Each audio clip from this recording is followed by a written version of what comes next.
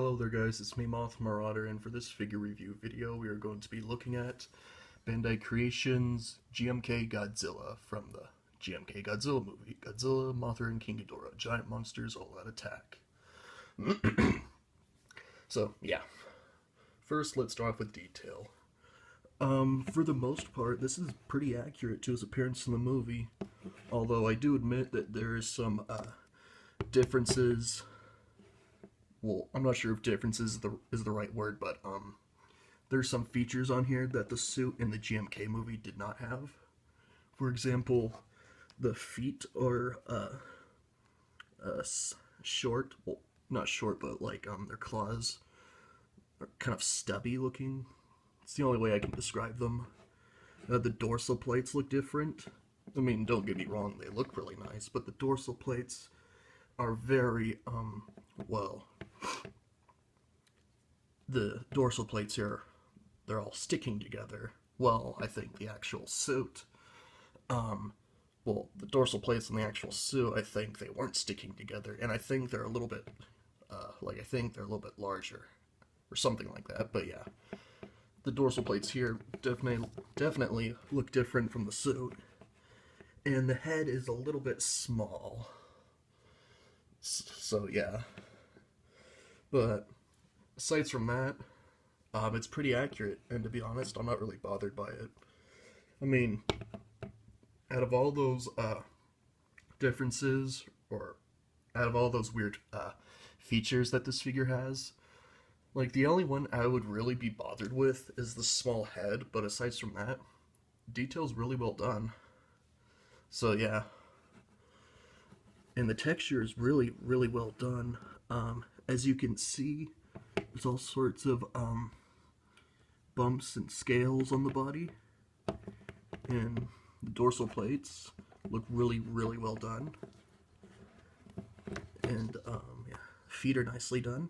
The chest, oh, oops. And I like what they did with the detail or the texture on the chest. Looks really well done. As you can see here, there's like these markings. Sorry, I was trying to up the quality. But anywho, yeah. There's like these square-like scales or markings on the chest and the upper stomach area. Looks really well done.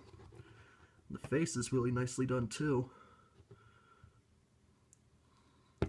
So yeah, detail overall is really well done.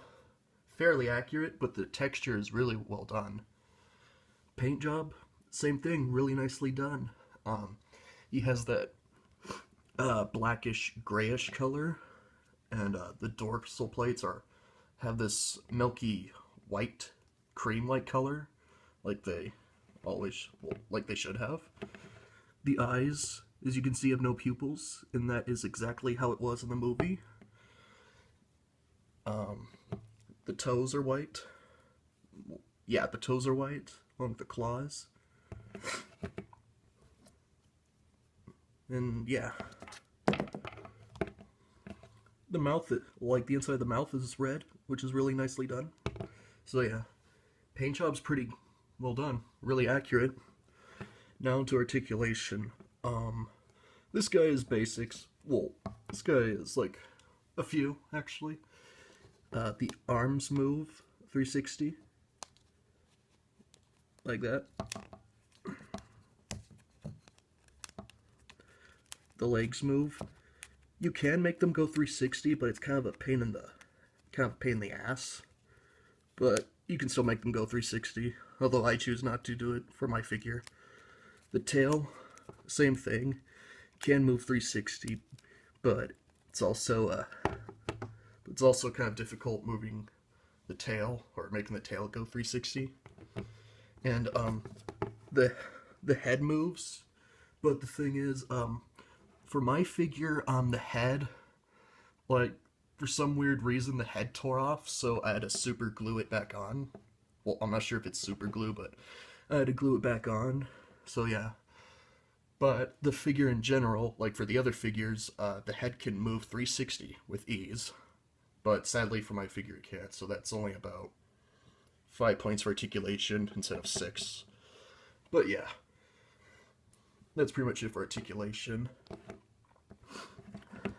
Finally, Rarity. Let's see, this figure came out in, what does that say, 2005 or something like that? Yeah, something like that. It came out in 2005. And, it came out in 2005, like I said, which, well, yeah, this Godzilla figure was part of the Bandai Creations wave that came out in 2005. However, the one I have here is a re-release or something like that. Like I got this a few years ago, actually, if not more than a few years ago, from Toys R Us, and yeah, it was in a different box, and not that orangish box or whatever. You know, the orange box that has the 2000 Godzilla on it.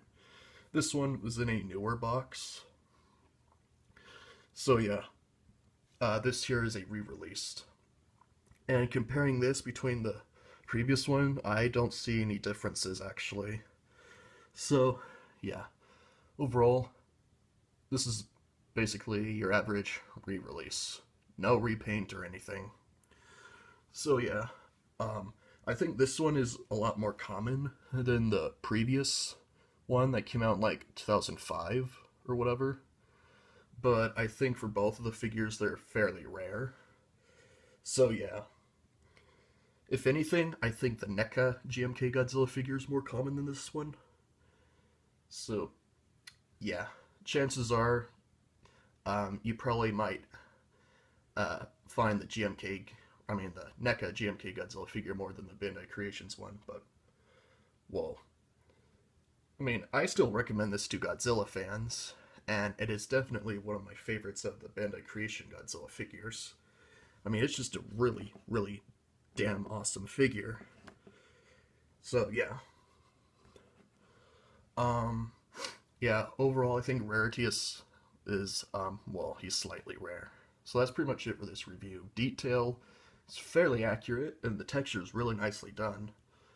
Paint job is really well done too, really accurate.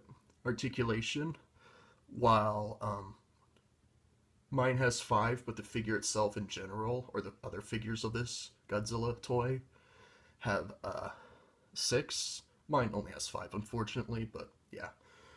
And Rarity, I would have to assume he's, well, slightly rare. So yeah. In the end, I give this figure a 5 out of 5. It is, like I said, a really nice figure.